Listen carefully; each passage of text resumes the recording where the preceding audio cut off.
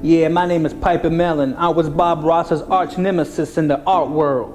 Yeah, we was both kind of famous coming up together in the mean streets of Detroit, but while he was out there busy painting things like, rivers and valleys and whatever, I was painting indoor stuff like office buildings, cubicles and cool shit like that, you know what I'm saying? It was the 80s. So many people don't know this about Bob Ross, but he started out by painting nude models, and I was his first nude model.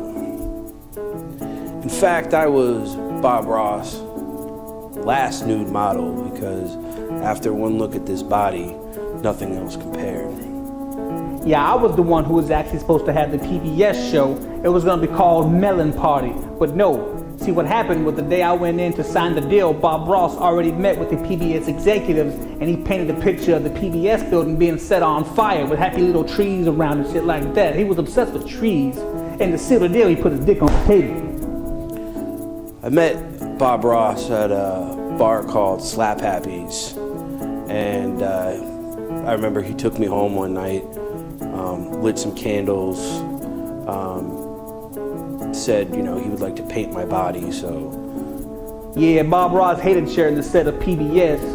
Frequently, he would go over to Sesame Street's lot and kick the shit out of Big Bird. Yeah, he painted happy little dicks all over his face. He was very comforting. He had a very soothing voice. I felt that it was okay that I could just get naked in front of Bob Ross. Yeah, he was very competitive, actually. I drew this painting one time of a Mona Lisa replica I called Lisa Mona. He drew a little Hitler mustache on it, made everybody think I was a neo-Nazi. A lot of people don't know that the inspiration for Bob's happy little trees came from him witnessing and painting my flourishing, bushy pubic hair. Bob Ross once called Billy Graham a cocksucker. Bob loves the sound a cow makes when giving birth. Bob Ross is Kanye West's godfather. He's actually on the linear notes of College Dropout. Bob always kept a loaded shotgun under his mattress. He said it was because he had nightmares about Smurfs. Bob Ross was a star of the courtroom drama porno entitled Hung Jury. Bob used to scrape the seeds off of strawberries and snort them for a high.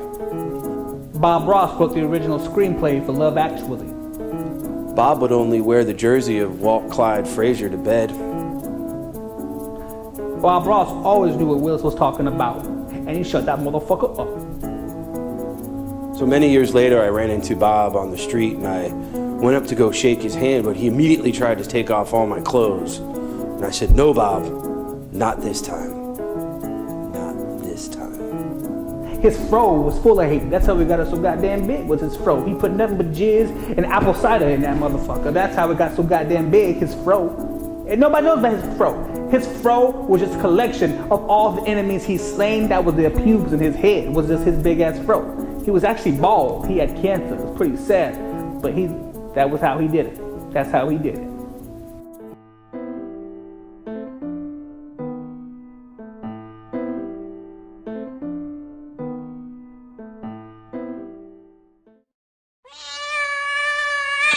Thank you.